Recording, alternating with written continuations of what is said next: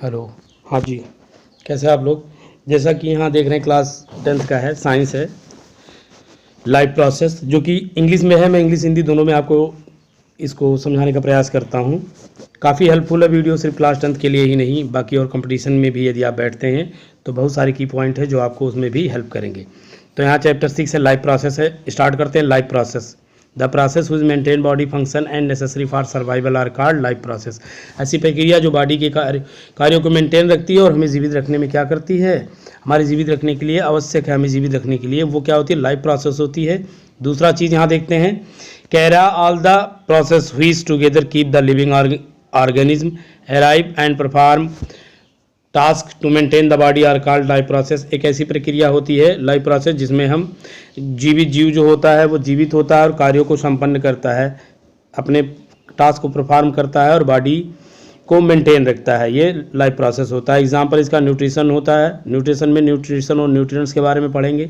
Respiration, जिसमें breathing and respiration के बारे में पढ़ेंगे। ट्रांसपोर्टेशन होता है, परिसंचरण सर्कुलेशन से रिलेटेड है। एक्सक्रेशन जो होता है उत्सर्जन होता है। यहाँ देखिए न्यूट्रिएंट्स की बात करते हैं। न्यूट्रिएंट्स होता है पोषण। The process of taking nutrients from food is called nutrients. एक ऐसी प्रक्रिया होती है जो भोजन से न्यूट्रिएंट्स को लेने का प्रक्रिया होता है, उसे क्या बोलते हैं, न्यूट्रिशन बोलते हैं। मतलब भोजन से पोषण लेने का विधि, मतलब या भोजन को ग्रहण करने की विधि क्या होती है, न्यूट्रिएंट्स। न्यूट्रिशन होती है, पोषण होती है। और न्यूट्रिएंट्स क्या होता है, जो फूड के कंपोनेंट्स होते हैं, जिसमें carbohydrate, fat, protein, water, vitamin, minerals extra होते हैं। फिर देखिए मोड ऑफ न्यूट्रिशन में ऑटोट्रॉपिक न्यूट्रिशन की बात करेंगे। It is a process whose organisms produce their food from simple inorganic material, water, carbohydrate in the presence of sunlight। यह एक ऐसी प्रक्रिया होती है। ऑटोट्रॉपिक मतलब होता है स्वपोषी पोषण। ऐसे जीव होते हैं जो अपने भोजन को साधारण इनऑर्गेनिक मटेरियल से क्या करते हैं, प्राप्त करते हैं, जिसमें सूर्य का प्रकाश जरूरी होता है, क्लोरोफिल जरूरी होता है, वाटर और कार्बन डाइऑक्साइड की जरूरत होती है। इसके लिए कौन होते हैं, ग्रीन प्लांट होते हैं। मतलब ऑटोट्रॉपिक न्यूट्रिशन के लिए हम बोल सकते हैं इस प्रकार के ऑर्गेनिज्म होते हैं जो मेक देयर ओवन फूड, मतलब जो अपना भोजन स्वयं बना सकते हैं। हेटरोट्रॉपिक की बात करते हैं, जिन्हें हम विषम पोषी या परपोषी पोषण बोलते हैं, जिनमें बोलेंगे in this organism depend other organism for food to survive. ऐसे इसके अंतर्गत ऐसे जीव आते हैं जो अपने भोजन के लिए अन्य जीवों पर निर्भर करते हैं। इसका उदाहरण हम क्या ले सकते हैं, अमीबा ले सकते हैं, ह्यूमन बीइंग ले सकते हैं। अब आपको ये बताना है कि अमीबा का शेप क्या होता है, ये आपको बताना होगा। अमीबा का शेप किस प्रकार का होता है, ये क्वेश्चन आप कमेंट बॉक्स में जरूर बताइए यदि आप समझ रहे हैं तो। न्यूट्रिशन इन प्लांट की बात करते हैं, पौधों में पोषण। सबसे पहले तो पौधों में कौन सी प्रक्रिया होती है, फोटोसिंथेसिस होती है। इस प्रक्रिया में क्या होते हैं, हरे पौधे होते हैं। Green plant convert simple inorganic material into complex organic food material. C6H12O6 the presence of chlorophyll and sunlight. इसमें कह रहा है कि ऐसी प्रक्रिया होती है हरे पौधे की जिसमें अकार्बनिक पदार्थ वाटर और कार्बन डाइऑक्साइड को जटिल कार्बनिक पदार्थ में C6H12O6 जो कि ग्लूकोज का फार्मूला होता है, ये क्लोरोफिल की उपस्थिति में, सूर्य के प्रकाश की उपस्थिति में अपना भोजन बना लेते हैं। जिसमें आप देख रहे हैं CO2 plus H2O presence of sunlight and chlorophyll, C6H12O6 plus O2। यहाँ देख रहे हैं 6CO2 होगा, 6H2 होगा। यदि इक्वेशन को बैलेंस करते हैं आप तो presence of sunlight and chlorophyll होगा, जिसमें C6H12O6 होगा, ग्लूकोज बनता है, और 6O2 बनेगा जो कि सब्सिडरी प्रोडक्ट है जिसे हम फूड के रूप में ग्रहण करते हैं। इवेंट अकर ड्यूरिंग फोटोसिंथेसिस, कौन सी प्रक्रिया होती है फोटोसिंथेसिस के दौरान, absorption of light energy by chlorophyll. Chlorophyll के द्वारा लाइट एनर्जी को एब्जॉर्ब किया जाता है। आपको बताना है क्लोरोफिल पत्तियों में ही पाया जाता है, ये आप जानते हैं, पर पत्ती में कहाँ पाया जाता है ये आपको बताना होगा। नहीं क्लियर है तो आप बताएंगे, मैं आपको अगले वीडियो में बता दूंगा। Conversion light energy to chemical energy and splitting water molecule into H&O।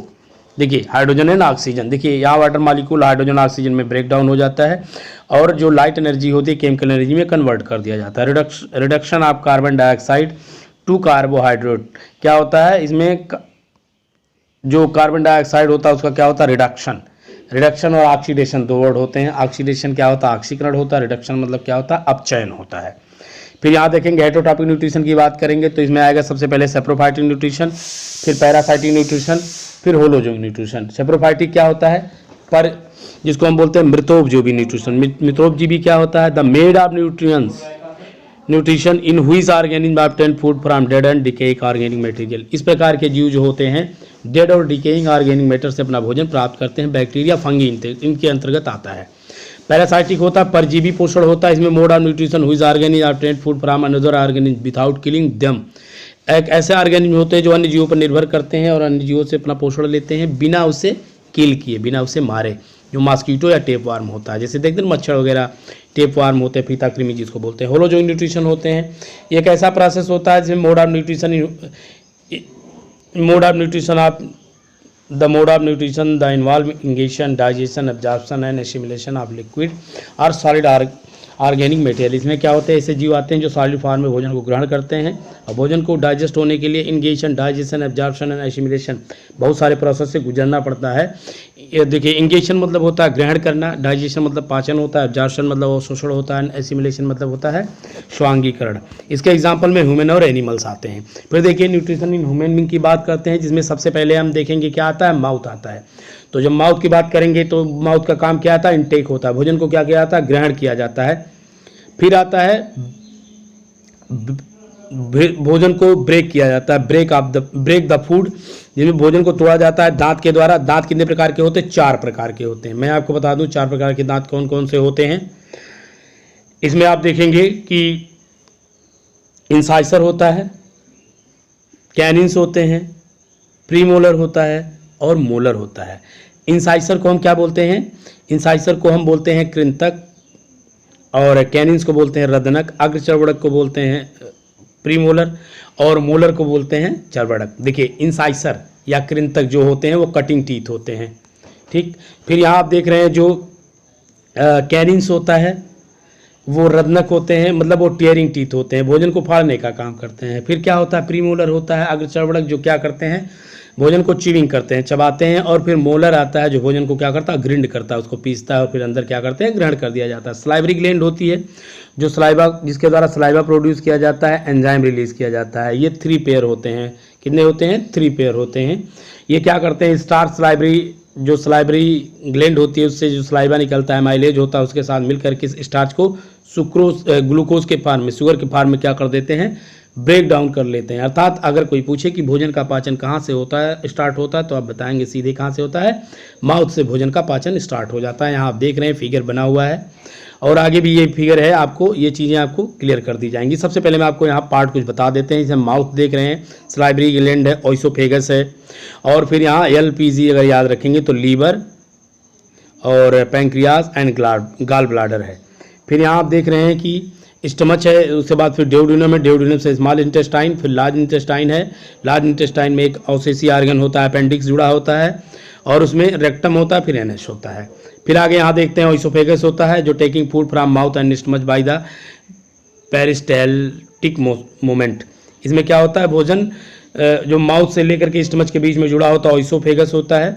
इसके द्वारा भोजन क्या होता है, माउथ से स्टमच में आता है। इसमें पेरिस्टाल्टिक मोशन होता है, क्रमाकुंचन गति होती है। इसके द्वारा क्या होता है, यदि आप उल्टे भी आपको लटका दिया जाए तो भी अगर आप भोजन ग्रहण करते हैं तो पेट में ही अंदर जाएगा, ना कि मुंह से बाहर निकल जाएगा। तो ये किसके वजह से होता है, पेरिस्टाल्टिक मोशन, क्रमाकुंचन गति के द्वारा। स्टमच होता है, ये लार्ज ऑर्गन होता है, बैग लाइक स्ट्रक्चर होता है। इसमें कुछ ग्लैंड पाई जाती हैं, यहाँ देखते हैं, यहाँ देख रहे हैं गैस्ट्रिक ग्लैंड। ये रिलीज करता है क्या, गैस्ट्रिक जूस को। गैस्ट्रिक जूस में क्या होता है, HCl, पेप्सिन और म्यूकस होता है। तो HCl क्या करता है, यहाँ देख लेते हैं अलग अलग काम HCl करता है। Makes medium acidic kill and harmful bacteria of food. ये क्या होते हैं, जो भी टॉक्सिक मटेरियल होते हैं फूड में उसको इनएक्टिव कर देता है और हार्मफुल बैक्टीरिया को मार देता है। भोजन को जर्मलेस कर देता है, सीधी सी बात ये आप समझ लें। पेप्सिन जो होता है, break down the protein into the amino acid. Protein क्या करता है, अमीनो एसिड को जो पेप्सिन होता है प्रोटीन को अमीनो एसिड में ब्रेक कर देता है। म्यूकस जो होता है, अब आप देखते हैं हमने कहा HCl 1% का पाया जाता है ह्यूमन के स्टमच में, जो कि बहुत हार्ड होता है। तो आखिर वो स्किन है, वो मसल्स पार्ट होता है, तो इससे बचने के लिए क्या होता है, म्यूकस स्रावित किया जाता है गैस्ट्रिक ग्लैंड से, जो एक लाइनिंग, एक लेयर सा बना देता है स्टमच में, जिससे हमारा स्टमच उस HCl के बैड इफेक्ट से बच जाता है। फिर यहाँ देखेंगे इस स्टमच में हम स्मॉल इंटेस्टाइन को देखेंगे आगे। It is the site of complete digestion, या ऐसा स्थान है जहाँ पर पूरा डाइजेशन अच्छे से हो जाता है। यहाँ देखेंगे लीवर की बात करेंगे, ग्लैंड है LPG हमने आपको बताया, तो लीवर के बारे में देखते हैं। सबसे पहले it process bile juice and bile salt. Bile इसे क्या करता है, produce bile juice and bile salt. Bile juice का काम करता है, it make the food alkaline, भोजन को क्या है, एल्कलाइन नेचर का बनाता है। बाइल साल्ट होता है, break the large fat globules मतलब क्या करते हैं, जो बड़े फैट के ग्लोब्यूल्स होते हैं, कण होते हैं, उनको किसमें है, सिंपलर फॉर्म में या स्मॉलर फॉर्म में तोड़ देता है, और दिस इज कॉल्ड इमल्सिफिकेशन। इसको क्या बोलते हैं, इमल्सीकरण बोलते हैं। गॉल ब्लाडर क्या होता है, is store bile juice and salt. ये क्या करता है, लीवर प्रोड्यूस करता है, बल गॉल ब्लाडर क्या करता है, पित्त से उसको बाइल जूस और बाइल साल्ट को स्टोर करता है। लीवर क्या होता है, लीवर के बारे में आपको बताना होगा कि मैं ही बता देता हूँ, देख लीजिए लीवर क्या होता है। लीवर एक सबसे बड़ी ग्लैंड होती है जो लगभग ये आप समझ लीजिए कि 1.5 kg का होता है, और लीवर का एक ही सबसे बड़ा भयानक रोग होता है जिसको बोलते हैं लीवर सिरोसिस। धीरे धीरे क्या होता है, वो खत्म होने लगता है, उनमें सड़न उत्पन्न होने लगती है। फिर पैंक्रियाज की बात करेंगे। पैंक्रियाज में क्या होता है, ट्रिप्सिन, लाइपेज, ये सब एंजाइम निकलते हैं। पैंक्रियाज के बारे में और आपको बताना है। सबसे पहले ट्रिप्सिन देखते हैं, प्रोटीन को क्या करता है, एमिनो एसिड में तोड़ता है। लाइपेज जो होता है इसमें क्या करता है, एमल्सिफाइड करता है इसे, और फैट को फैटी एसिड एंड ग्लिसरॉल में तोड़ देता है। देखिए जो पैंक्रियाज होता है उसी के द्वारा क्या होता है, आप देखेंगे कि इंसुलिन हार्मोन स्रावित किया जाता है जो ब्लड शुगर को क्या करता है, कंट्रोल करता है। यदि ब्लड शुगर ज़्यादा हो जाता है तो पैंक्रियाज हमारा कम काम करता है, उस स्थिति में क्या करते हैं हम, बाय इंजेक्शन क्या करते हैं हम, इंसुलिन को हमको लेना पड़ता है। अब यहाँ आपको बताना होगा कि कार्बोहाइड्रेट डाइजेस्ट होता है तो किस फार्म में होता है, मैं आपको बताऊँ शुगर के फार्म में होता है। अगर प्रोटीन डाइजेस्ट होता है तो अमीनो एसिड के फार्म में होता है। अगर फैट डाइजेस्ट होता है फैटी एसिड एंड ग्लिसरॉल के फार्म में ब्रेक डाउन होता है। फिर आप देखेंगे स्टार्च देख रहे हैं ग्लूकोज के रूप में, फैट आप फैटी एसिड और ग्लिसरॉल के रूप में देख रहे हैं, प्रोटीन जो है अमीनो एसिड के रूप में देख रहे हैं। स्मॉल इंटेस्टाइन की बात करते हैं, कैसे भोजन इसमें डाइजेस्ट होता है। तो इतना आप याद रखिए, स्मॉल इंटेस्टाइन जो होता है इसमें आप देखेंगे कि बिलाई एक फिंगर लाइक प्रोजेक्शन होता है, बढ़ा होता है, उंगली जैसे संरचना बढ़ी होती है, और इसी नाम पर इसको क्या बोला जाता है, अंगुल क्या बोला जाता है, बिलाई को। देखिए बोला जा रहा है कि these increase the surface area of absorption, ये सरफेस एरिया मतलब अवशोषण के सरफेस एरिया को बढ़ा देता है। अर्थात क्या होते हैं, इसी बिलाई में ब्लड वेसल्स लगे होते हैं जो क्या करते हैं, जब भोजन स्मॉल इंटेस्टाइन में जाता है तो एक लेयर के रूप में पूरी शरीर में ये लग जाते हैं, और इससे क्या होता है, ब्लड वेसल्स के द्वारा जो न्यूट्रिएंट्स होते हैं उनको एब्जॉर्ब कर लिया जाता है। फिर लार्ज इंटेस्टाइन में आते हैं, यहाँ अनजार्बेड या अनडाइजेस्टेड फूड यहाँ आता है, यहाँ साल्ट और वाटर का एब्जॉर्प्शन किया जाता है। बाकी जो पदार्थ होते हैं कुछ समय के लिए इसमें होल्ड होते हैं, और उसके बाद फिर क्या है, रेक्टम के द्वारा रेक्टम में जाते हैं जिसको मलाशय बोलते हैं, और अनस के द्वारा गुदा के द्वारा बाधिक से क्या कर दिए जाते हैं, बाहर कर दिए जाते हैं। तो ये रही आपके प्लांट एंड एनिमल्स में डाइजेशन प्रोसेस। इसमें ये चीज़ें आपके लिए बहुत हेल्पफुल हैं। आप जो भी की पॉइंट हमने आपको बताया है, ये फैक्ट जो है इसे आप रिमाइंड रखें, आपके क्लास में भी हेल्प करेगा, और यदि आप किसी कंपटीशन में बैठते हैं तो उसमें भी हेल्प करेगा। आपको वीडियो कैसी लगी ज़रूर बताइएगा। यहाँ आर्गन्स जो हैं इनको आप रिमाइंड रखें। ऐसा भी पूछा जा सकता है कि लीवर, गॉल ब्लैडर, स्टमच और पैंक्रियाज, इसमें कौन ग्लैंड नहीं है, तो ऐसे भी चीज़ों को आप बता सकते हैं। या भोजन पूछा जाए आपसे कि फूड कंप्लीटली डाइजेस्ट कहाँ हो जाता है, या जो होता है रिमाइंस आर्गन पूछा जाता है, अपेंडिक्स जिसको कृमि परिशोषका बोलते हैं। बॉडी में एक ऐसा आर्गन है जिसका कोई यूज़ नहीं है, और यदि इसमें कहीं फेसेस और मल वगैरह चला जाता, सिर्फ इसका एक ही उपचार है कि उसको क्या किया जाए, ऑपरेट किया जाए, अर्थात इसको ऑपरेशन करके निकाल दिया जाए। तो वीडियो कैसी लगी ज़रूर बताइएगा, और जल्द ही अगली वीडियो लाएंगे। तब तक के लिए बाय, टेक केयर।